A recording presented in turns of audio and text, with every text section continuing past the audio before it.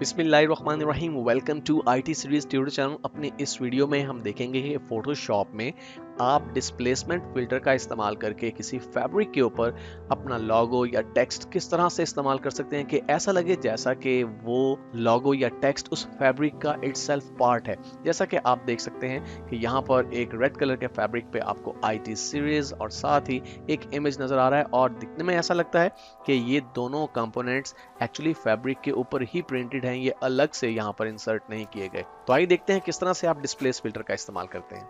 तो इसके लिए सबसे पहले आप एक ऐसा इमेज ढूंढिए जिस पे कुछ रिंकल्स मौजूद हों। जैसा कि आप देख रहे हैं कि यहाँ पर स्क्रीन पर मैंने एक इमेज पहले से डाउनलोड और ओपन कर रखा है और इस पे काफ़ी सारे रिंकल्स हैं। आप किसी भी टेक्सचर को ढूंढ सकते हैं गूगल की मदद से। अगर आप रिंकल्ड क्लॉथ या रिंकल्ड टॉवल या रिंकल्ड ब्लैंकेट सर्च करेंगे तो आपको ऐसे बहुत सारे इमेजेस मिल जाएंगे।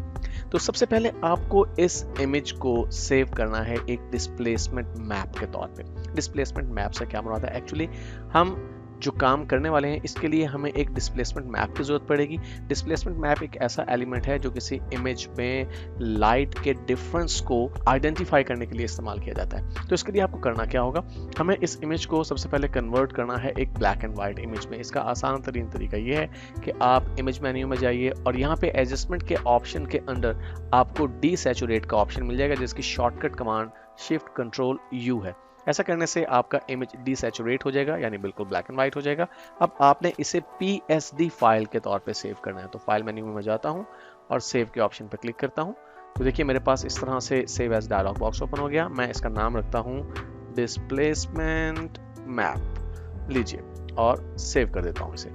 ओके, मैं इस इमेज को अब क्लोज कर देता हूं और दोबारा से मैं इसे ओपन करता हूं। ये लीजिए, अब ये दोबारा अपनी ओरिजिनल फॉर्म में ओपन हो गया। अब सबसे पहले तो मुझे इसमें एक टेक्स्ट ऐड करना है। तो टेक्स्ट ऐड करने के लिए मैं एक न्यू लेयर का इस्तेमाल करता हूं और इस न्यू लेयर पे मैं कुछ टेक्स्ट ऐड करता हूं। तो मैं यहाँ से टेक्स्ट टूल का इंतखाब करता हूं। मैं जो फॉन्ट इस मकसद के लिए यूज कर रहा हूँ वो है फ्रैंकलिन गॉथिक हैवी और इसे मैं व्हाइट कलर में यूज करने वाला हूँ। आप फॉन्ट साइज अपनी मर्जी के मुताबिक रख सकते हैं। मैं यहाँ पे कुछ टेक्स्ट टाइप करता हूँ, लेट्स से आईटी सीरीज, ये मेरा टेक्स्ट है। ओके, और मैं इस टेक्स्ट को पहले स्क्रीन पर एडजस्ट करता हूँ और अब मैं इसे थोड़ा सा रोटेट करना चाहता हूं। तो मैं कंट्रोल टी की मदद से ट्रांसफॉर्मेशन टूल को एक्सेस करता हूं और फिर इसके बाद मैं इसे लेफ्ट साइड से यहां से पकड़ के थोड़ा सा कर देता हूं रोटेट। ओके, इसके बाद मुझे इस टेक्स्ट को कन्वर्ट करना है, इस लेयर को कन्वर्ट करना है स्मार्ट ऑब्जेक्ट में। तो मैं राइट क्लिक करता हूं इस पे और यहां से कन्वर्ट टू स्मार्ट ऑब्जेक्ट के ऑप्शन को सिलेक्ट कर लेता हूं। अब मुझे क्या करना है, सिंपली मुझे जाना है फिल्टर मेन्यू में। यहां से मैं डिस्टॉर्ट को सिलेक्ट करता हूं और डिस्टॉर्ट फिल्टर में मेरे पास डिस्प्लेस फिल्टर मौजूद है। मैं इसे सिलेक्ट करता हूं। जो ही आप डिस्प्लेस फिल्टर को सिलेक्ट करते हैं तो आपके पास एक डायलॉग बॉक्स ओपन हो जाता है। यहाँ पे आपको दो चीजें जो हैं वो डिसाइड करनी है कि हॉरिजॉन्टली और वर्टिकली किस स्केल पे आपके पिक्सल्स डिस्टॉर्ट होंगे। तो यहाँ पे बाय डिफॉल्ट जो वैल्यू 1010 है आप इसे ही रहने दीजिए। ये डिपेंड करता है आपके बैकग्राउंड पे इस्तेमाल किए गए टेक्सचर पे और उस एलिमेंट पे जो कि आप इस्तेमाल कर रहे हैं इस टेक्सचर के ऊपर। तो यहाँ पे हम टेक्स्ट का इस्तेमाल कर रहे हैं, मैं इसे डिफॉल्ट वैल्यू के साथ ही एक्सेप्ट कर लेता हूँ। अब चूंकि हमने जो डिस्प्लेसमेंट मैप बनाया है वो इसी इमेज को हमने ब्लैक एंड व्हाइट करके बनाया है, इसलिए बाकी ऑप्शंस को चेंज करने की जरूरत नहीं है।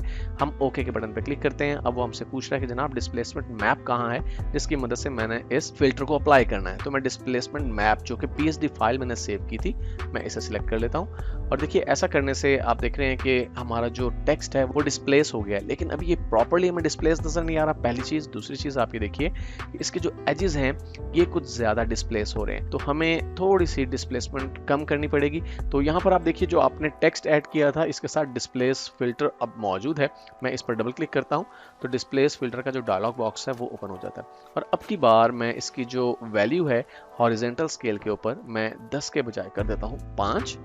ओके, और दोबारा से मुझे डिस्प्लेसमेंट मैप सेलेक्ट करना है, लीजिए। और अभी आप देखिए कि आपने जो हॉरिजॉन्टली किया है उसकी वजह से ये एजेस तो काफी क्लियर हो गए हैं, लेकिन जो ऊपर टॉप पे एजेस हैं वो अभी प्रॉपर्ली क्लियर नहीं है। तो मैं दोबारा से इसे सिलेक्ट करता हूं और 5 पिक्सल्स ही इसकी मैं वर्टिकल स्केलिंग कर देता हूं और डिस्प्लेसमेंट मैप को दोबारा से हम सिलेक्ट करते हैं। और अब की बार आप देख रहे हैं कि पहले की निस्बत जो है वो काफी इंप्रूवमेंट आई है हमारे कैरेक्टर्स के एजेस के ऊपर। ओके, अभी ये प्रॉपर्ली हमें ऐसा नहीं लग रहा कि ये फैब्रिक के ऊपर ये टेक्स्ट जो है वो लिखा गया है। तो इसके लिए आपको करना क्या है, इस लेयर को आपने सेलेक्ट करना है और यहाँ पर आपके पास डिफरेंट ब्लेंडिंग मॉड्स हैं।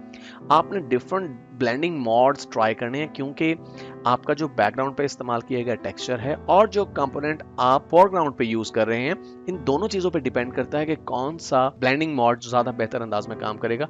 तो हम इसे थोड़ा सा यहाँ पे एक्सपेरिमेंट करते हैं। तो यहाँ पे देखिए ओवरले और सॉफ्ट लाइट। सॉफ्ट लाइट मुझे ज़्यादा बेहतर लग रहा है तो मैं सॉफ्ट लाइट को सिलेक्ट कर लेता हूँ। लीजिए अब आप देखिए तो ऐसा लग रहा है कि ये टेक्स्ट जो है वो एक अलहदा कंपोनेंट नहीं है, बल्कि इस फैब्रिक के ऊपर ही टेक्स्ट लिखा गया था, क्योंकि टेक्स्ट जो है वो कपड़े के कर्व्स के मुताबिक अब एडजस्ट हो गया है। आप देख रहे हैं कि जहाँ जहाँ कपड़े में कर्व है वहाँ वहाँ हमारे टेक्स्ट में भी उसी हिसाब से कर्व आ गया। अब यही काम आप अगर किसी इमेज के साथ करना चाहते हैं तो कैसे कर सकते हैं, आइए देखते हैं। यहाँ पे हमारे पास एक इमेज मौजूद है और मैं इस इमेज को इस्तेमाल करना चाहता हूँ इसी मकसद के लिए।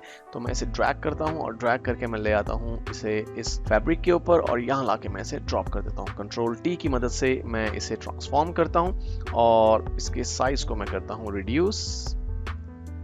ये लीजिए, जहाँ पे आपको साइज लगे कि ठीक है वहाँ पे साइज एडजस्ट करने के बाद मैं इसे थोड़ा सा रोटेट करता हूँ, ओके, ताकि ये हमारे टेक्स्ट के साथ एडजस्ट हो सके। और थोड़ा सा इसके साइज को हम मजीद रिड्यूस करते हैं और यहाँ लाके हम इसे थोड़ा सा मजीद रोटेट करके और एक्सेप्ट कर लेते हैं। ओके, अब मुझे इस नई लेयर को भी पहले तो कन्वर्ट करना है स्मार्ट ऑब्जेक्ट के अंदर। लीजिए स्मार्ट ऑब्जेक्ट में कन्वर्ट हो गया। इसके बाद हमें वही प्रोसेस रिपीट करना है, यानी हम फिल्टर मेन्यू में जाएंगे, डिस्टॉर्ट के ऑप्शन में से हम डिस्प्लेस फिल्टर को सिलेक्ट करेंगे और डिफॉल्ट वैल्यूज 5 ही इस्तेमाल करते हैं। और अब की बार भी वो हमसे डिस्प्लेसमेंट मैप मांग रहा है तो मैं डिस्प्लेसमेंट मैप इसे प्रोवाइड करता हूँ। अब आप देख रहे हैं कि पहले ही की तरह इमेज डिस्प्लेस तो हो गया, लेकिन अभी ये उस तरह से एडजस्ट नहीं हुआ जैसा कि हमारा टेक्स्ट एडजस्टेड है। और उसकी वजह है कि हमारा जो टेक्स्ट है उसके साथ हमने जो ब्लेंडिंग मॉड यूज किया वो डिफरेंट है। तो मैं इसका ब्लेंडिंग मॉड भी चेंज करता हूँ और यहाँ पे हम देखते हैं कि जी कौन सा ब्लेंडिंग मॉड बेहतर लगता है। तो टेक्स्ट के साथ ही सॉफ्ट लाइट जो ब्लेंडिंग मॉड है वो ज़्यादा बेहतर लग रहा है। तो इस तरह से आप बड़ी आसानी के साथ किसी भी सरफेस पे, किसी भी फैब्रिक के ऊपर कोई लोगो, कोई टेक्स्ट इंसर्ट कर सकते हैं।